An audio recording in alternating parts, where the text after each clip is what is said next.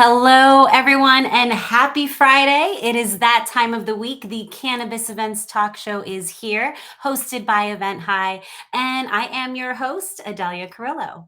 Now, we are streaming live on Facebook, Twitter, and LinkedIn. And so, wherever you're joining us from, let us know what city, what town, what country you are watching us from today. For those that are unfamiliar with the show, the Cannabis Events Talk Show covers all about cannabis events, experiences, and tourism. We keep you updated on the hottest topics from current news, trends, interviews with amazing event guests to marketing tips and so much more. Now, a little bit about the show. So, what we do is we bring a special guest each week, and then we start it off with an interview segment. And then after that, we will talk about two industry articles that happened in the news. And you'll hear from the special guest, and she'll give her insights or perspective on what's happening with those topics. And then after that, that's the end of the show. I'll share with you our event of the week and what's happening, who's our guest for the week for next week as well. So let me just check our socials. We got Jackson in joining us today. Welcome, Jackson from Minnesota. Lee from Palm Beach. How's it going? Andrew from San Diego. Welcome, Andrew. Now, I am just so excited. Each week I get so excited, but every time, like, each person just means something different to me. And so I really am excited for this week's guest as well.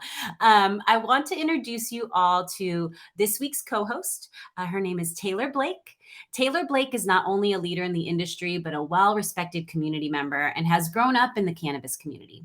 After completing her bachelor's degree in psychology from the University of California, Santa Cruz, she now hosts and is the associate producer of the Emerald Cup, which is the Academy Award of Cannabis by her father's side. And so I am just so welcomed to have you here, Taylor. Thank you. Hi, Adelia. I'm so excited to be here. I've been watching the show, fan of everything that you do. It's so awesome that you do the show every week. Thank you. Thank you. Yes. And I just, always, every time I see you, even virtually, I'm like such a fangirl. I'm like, she's just so amazing. So we appreciate your time. Oh, no, you're so sweet. And you're so such a needed female energy in this space too, because I feel like you just have such a positive attitude, and you're so smart and intelligent and just organized and put together. And I'm just I'm more of a fan of yours, I feel than most people in the space. Oh, thank you. Well, I was able to share a little bit about your background, but let's dive a little bit more. Normally I ask everybody why the cannabis industry, but for you, you've always been around cannabis, and around the cannabis community. So for you, what was it that attracted you to follow your dad's footsteps and even taking on that associate producer role at the Emerald Cup? Yes, so it's very interesting because while my dad, was drawn to cannabis at an early age at 16, I was actually more of a late bloomer. I kind of wasn't a huge stoner growing up. I sort of smoked a little bit, but I was never a connoisseur to the level that he was, nor did I sell. So I wasn't selling weed at 16. After I graduated high school, I actually had moved to Virginia. My sisters were living there, so I moved there with them. And I was working at a restaurant. My dad came out to visit, and he was he had this beautiful purple sun-grown cannabis, and he was we'd smoked it, and he was telling me about what he was doing back in California. And he was I started this thing called the Emerald Cup, and it's just a cannabis contest. And I just I couldn't even really wrap my head around it at the time, because this was around 2006, early 2007. And I was like, okay, well, you know what? I think I've been wanting to make this change for a while. This was a sign. I wanted to come back to California. And so I moved back to California. I moved up to Mendocino County. I moved up to where he lives in Laytonville. And I did a full season of outdoor. And then it culminated in my first Emerald Cup. And so it gave me this respect and appreciation for not only just the cultivation of cannabis, which is a extremely difficult job, very rewarding, but very complicated in its nature of just the amount of time and love and energy that you put into a plant and see it through its fruition of a full season. It just gave me this respect for farmers and the community, and being at the Emerald Cup and seeing the whole the culture come together in a way that I couldn't even have imagined it. It was just so special, and it just like ignited this passion in me that I was like, okay, I feel like I'm in the right place at the right time, and I knew that I wanted to help support the event in any way that I could. So from 2007 to around 2013, I just kind of was sort of like a helper in any way that I needed to be. That ranged from like selling merch. Usually that was like my thing, or helping my dad or Sam, his girlfriend at the time, with just culminating lists, getting back to emails, doing things because I was in school at that time. And so after I graduated college, I had that chance to really look at what I really wanted to do. And it was either go on and become a marriage and family therapy. That was my pathway that I was really wanting to maybe pursue. But Yeah. I then was looking at it and I kind of just felt like more drawn to the cup, and I just felt like it was such a special place, and I just like loved it and cherished it and wanted to help just my dad and the community really as much as I could to sort of like help the vision move forward. Yeah. Yeah. No, can only envision what it was like back then. But even what I think about 5 years ago, 6 years ago now, maybe when I attended my first Emerald Cup, I felt that. And I was like, these are the people. Like I felt so connected with everyone there, and it really is the heart of the industry. And it was just I totally get what you're saying, and that whole connection, but I just envision how you've seen it change and transform. And obviously too, we've lost quite a few brands and people along the way. And I'm sure, that's been hard too, but it's also, I think there's also a lot of good hope for the future, with what you guys are doing and continuing to bring people together through the cup. And even the transition, which we'll dive into, the changes coming up. But, going back to that. So Emerald Cup is known as an industry known event. But for those who have never experienced it, can you share what that experience is like a little bit more? What can they expect there? Maybe chat about some of the judging opportunities that are, what do they judge and things like that? Yeah, of course. So I try not to be biased when describing the cup, because I feel like I've had the luxury and opportunity to visit many cannabis events, and I have such a respect for so many of them, and I could talk about them equally as glorious as I feel like the cup in most ways. But the true beauty that is the cup is really the home base of like the legacy brands. I feel like there's just a community that shows up and comes out and turns up to the Emerald Cup that I don't always see it represented at all other events. And so for me, it's a truly special opportunity for many community members of Northern California, but also members from Southern California, from all over the world, to get together. And it's a reunion of sorts that is just, it's super special. And it's like electric, especially because it always happens in December. And so it's this like celebration of the fall harvest, and it is an opportunity for most farmers that don't get an opportunity to go to other events because they're cultivating, to actually come down and celebrate and have a great time. And so it's really an amazing opportunity. If anybody ever gets a chance, I strongly recommend checking it out. But also, the other like touch points that are super important to us ethos wise is when you go to the fairgrounds, we do a food buyout. So the majority of all the food that you are seeing or eating is organic. We do our best to make sure it's all organic.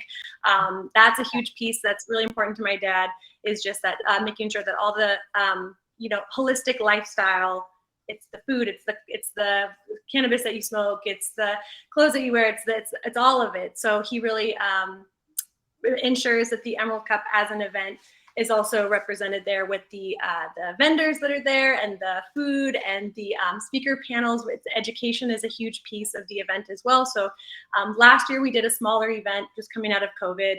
We called it the Harvest Ball, because it was trying to be a representation of the Emerald Cup without the awards, because like you mentioned, we're doing the award show actually next weekend in Los Angeles. So the Harvest Ball was the Emerald Cup without the award show. But so it was a smaller event, but we still maintained the speaker panel presentations, and we had the help of Caroline Phillips, who does National Cannabis Festival. She came out and helped us, as she has in the past. And so it's a coming together of community that have like-minded vision in place, and just a place to come and see what's hot in the industry, you know? Yes, it really is. And all the musicians. I've seen some of my favorite musicians there. You guys brought Natalie Rise. She and I was again, like I was geeking out. I was able to get a photo with her. You get so close and personal. You can meet the performers and everything. So it was really cool to see that. And yeah, you always bring in amazing performers.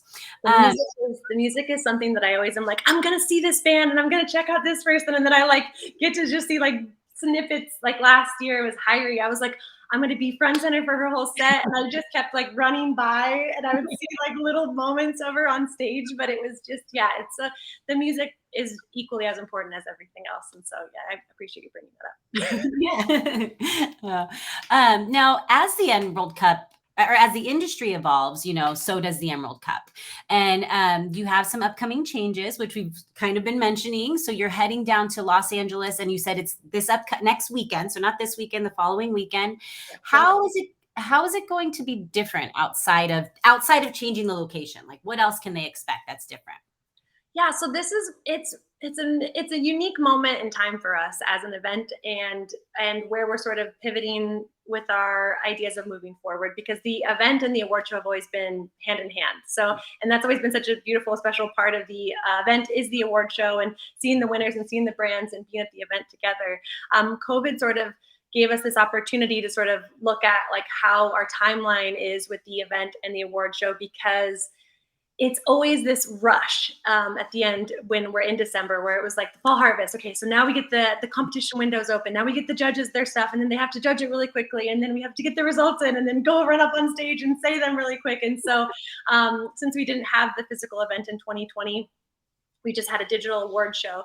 We realized that the timeline was much more impactful for just us as an event. It was easeful for the brands, it was easeful for the judges. It was something that we realized that we didn't want to turn back on. And so this really gave us an opportunity to look at our timeline. And then also, one thing that my dad has been saying for a really long time is that, with these brands in California and the opportunity that the Emerald Cup award show is a platform that gets a lot of eyes on these brands that win. And so what better stage to put a platform in than Los Angeles, where it's a huge market share. It's a huge place for these brands, especially hopefully small farmers that win these awards, to really showcase themselves, showcase their products, and get in front of buyers and just consumers as a whole. And so we looked at wanting to go to LA for a very long time. And then this year was the opportunity where we really saw a presented opportunity where we could make that journey down. And so we are going to be doing the award show next weekend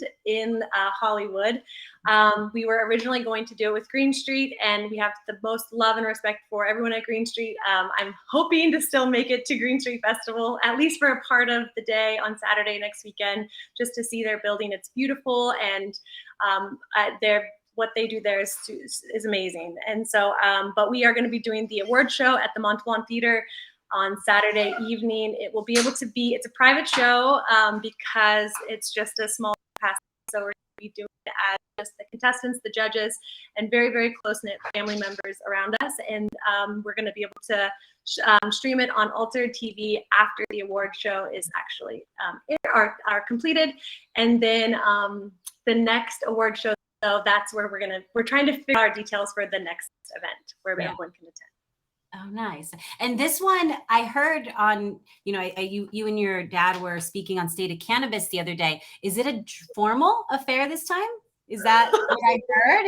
Was that a dress up I heard, or no? We have differing ideas of dressing up. Let's just say that. Because I think we're going with like cocktail. We're not trying to get anybody to feel uncomfortable into the need of like buying a crazy big outfit or spending a ton of money.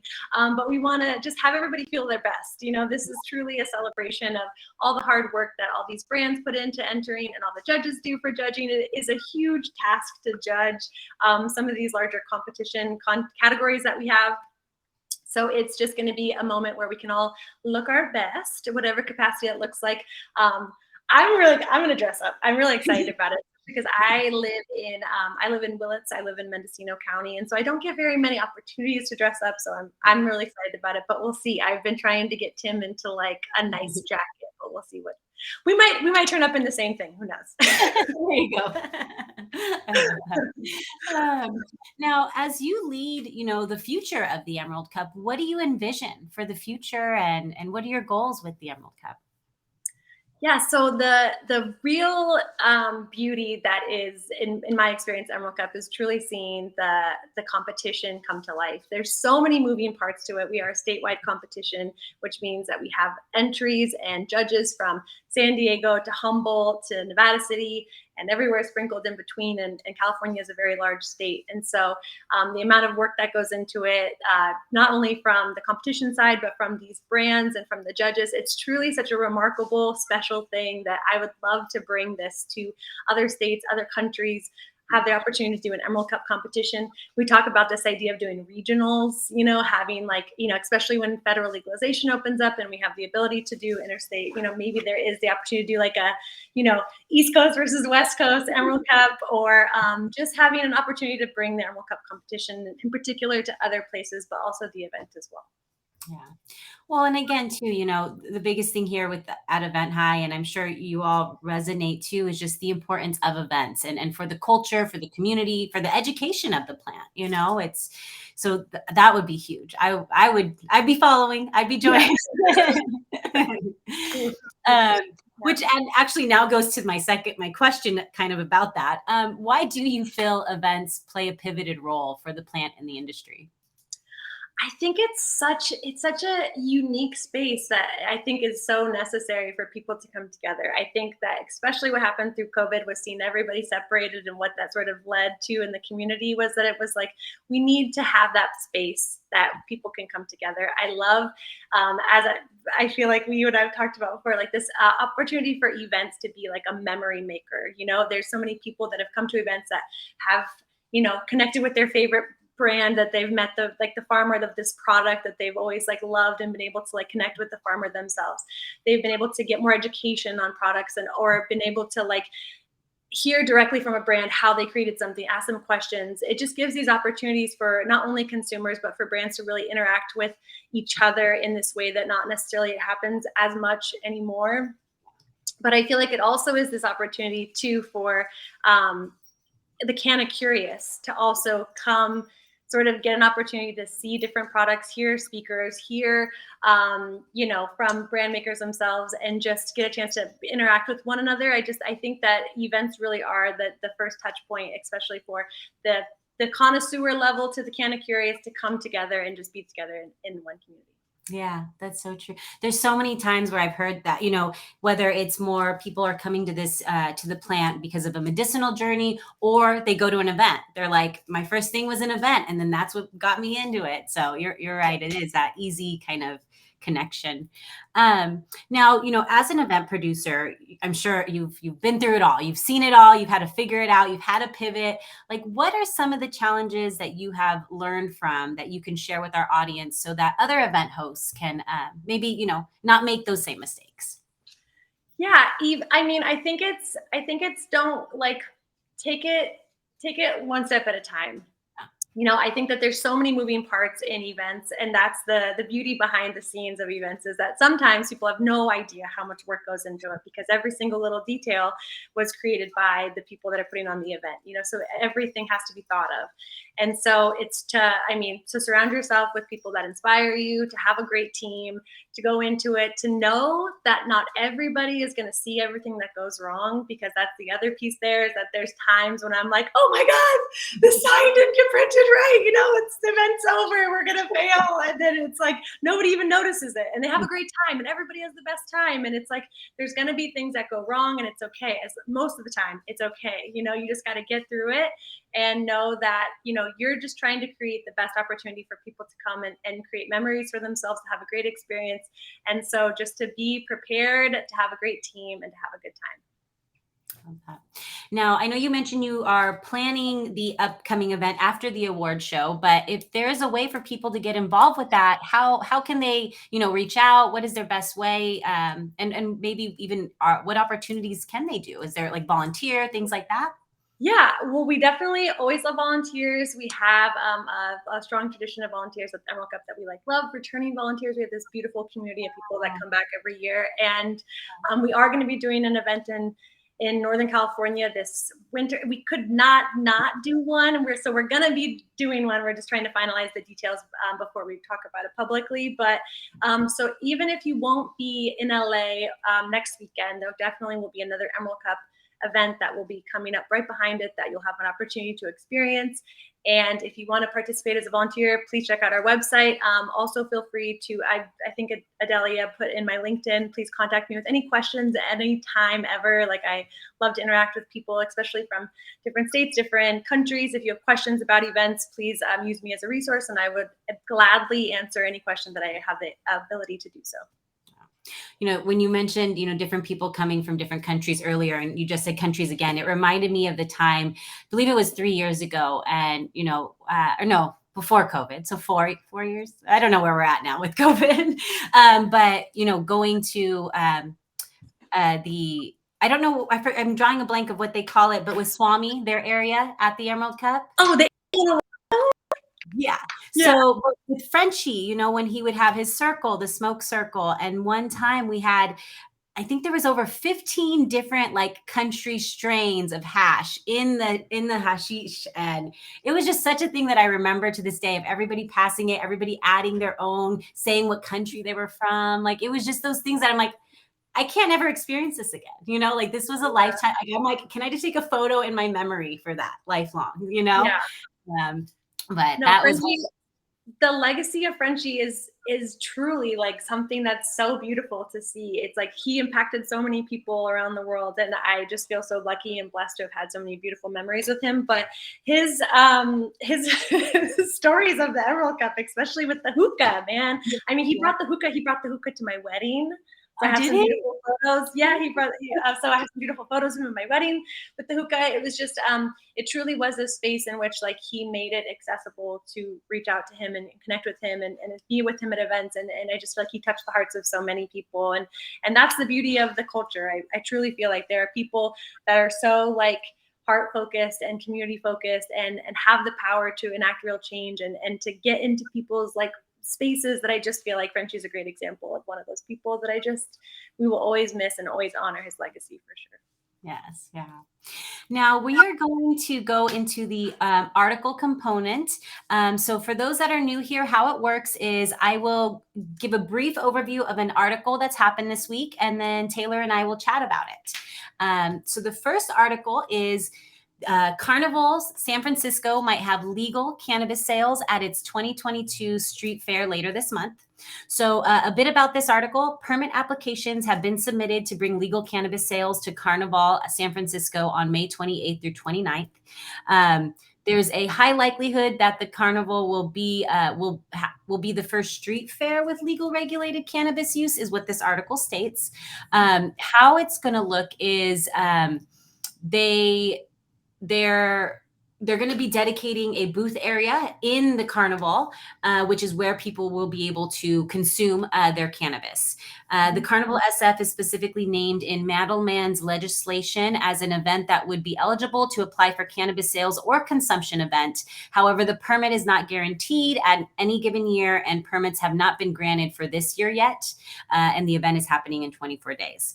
One other thing I just wanted to share is they're calling this booth area Jardin de Hebra Buena.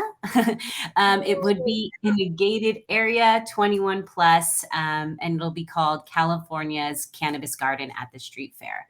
So you're familiar with working with getting the licensing process, and how is this normal? I was good on them, first of all, because any cannabis sales event, it's so hard. It is it's really hard in this space at times to get public consumption and sales at events. It's not as easy as maybe it may look at times. But this is so rad. I really, truly feel like I stopped consuming alcohol a few years ago. And so I just feel like cannabis spaces where consumption and sales can happen at large events is the future. And it just makes me so excited because, Adelia, you and I should definitely go check this out if this happens. You can hold it down in the cannabis consumption zone. But it will just be it's just a different experience. Yeah. Yeah. And is that though familiar? Like, is that kind of common? I've heard stories where this is common, where they sometimes don't even get the license approved until like a week before, sometimes a couple days before. This is just kind of how the landscape is right now, which very stressful for event organizers. Yeah. Well, and I think that's the piece is it's up to the city and county regulators at a certain level to approve some of this stuff, and so it can take time. And so even if you get like a yes, this is going to happen, sometimes you need the formality of actually getting to that point can be rather stressful, and sometimes it does come down to the wire. But I think that San Francisco has had Outside Lands has had public sales and consumption at their event, and so I feel like this is definitely a step in the right direction to do it at other events. Yeah, awesome. Well, I'll definitely keep you posted. I'll get the update. Well, you'll hear about it too, I'm sure, being up north. Yeah. But I'm down to go check it out. Always. Right? Exactly. All right. The next article is called Luxury Cannabis Wellness Resort for Australia. So Australia's relief group announced last week that it has entered into a commercial agreement concerning a proposed cannabis-focused retreat near Byron Bay in New South Wales. This is founded in 2017. The Australia Relief Group, they actually run relief clinics throughout Australia, and they also are a dispensary group. Now, one thing about this is that they look at this as a great opportunity to incorporate wellness and luxury to their tourists. So they do see it could be a benefit for tourism in Australia. And the planned resort is to be located 20 minutes from Byron Bay. And a few other things is the retreat will be open for day sessions and longer stay programs for singles and couples. They also have amenities on site and a cafe as well. So I'm just a fan of all these kind of resorts. More places to go. 100%, especially in Australia. Have you ever been to Australia? I have not. No, not yet. Not yet. Have you? No, me either. But I was like, this could be pushes us over the edge. Now we're about to. Okay, that's it. We got a schedule of events. We got to. Yeah, exactly. We got to take it on the road. Yeah, so I'm excited. And the one thing that I keep reading and nationwide and even outside of the US is just everybody is starting to recognize the value of how tourism from cannabis can make an impact, for their country or their city, which is amazing to see, And we need it. Bounce back. The whole world needs it after, the past 2 years of this pandemic. We need to bounce back, and this could be a great way. And it also is, it's wellness. It's medicinal. Totally. Yeah. Well, that brings us to the end of our show, Taylor. Thank you so much for joining us. What are any final words, any last, call to actions that you'd like to share with our guests or with our audience? No, just stay tuned to see who wins next weekend. It is so top secret. I want to talk about it so bad, but I cannot, so I got to keep it under wraps. But so next Saturday we will be announcing all the winners. We had over 700 entries this year, so it is still remains the largest cannabis competition in the world, and we are just super excited and honored to be able to present the winners to everybody next weekend. So I love you so much, and I really respect you, and please definitely keep me posted on any future things that you all are doing. I can't wait to see you at the Blunt Brunch. Yes, definitely. Yes. Can't wait to have you there. And if you are unable to not make it to the live show, as Taylor mentioned, it will be live. It will be viewable, right? Where else can you watch it? Alter TV. So we'll be announcing more information on our website. So just stay tuned. And if you would like, you can sign up for our newsletter and be up to date at all times in your inbox. Perfect. Website is below on the screen. Again, thank you, Taylor. And yes, I can't wait to see you in Hollywood for Blunt Brunch and hopefully next week. Okay. All right, everyone. Well, that is the end of the show. Just 2 quick announcements. So next week, we will be at G4 Live. Catch the show happening live at G4 Live on the show floor. And then the highlight event of the week. So this week's highlight event is called Cannabis and Career Coaching in Distribution and Packaging. This is by women employed in cannabis and Oaksterdam University. So join WEIC and Oaksterdam as they bring these career coaching series for industry industry women to learn and connect with other experts leading in the industry. If you want to learn more, go to eventhi.io and you can search for Cannabis and Career Coaching. And that is it for the show. Thank you all for tuning in. And as always, stay safe, stay healthy, and stay high.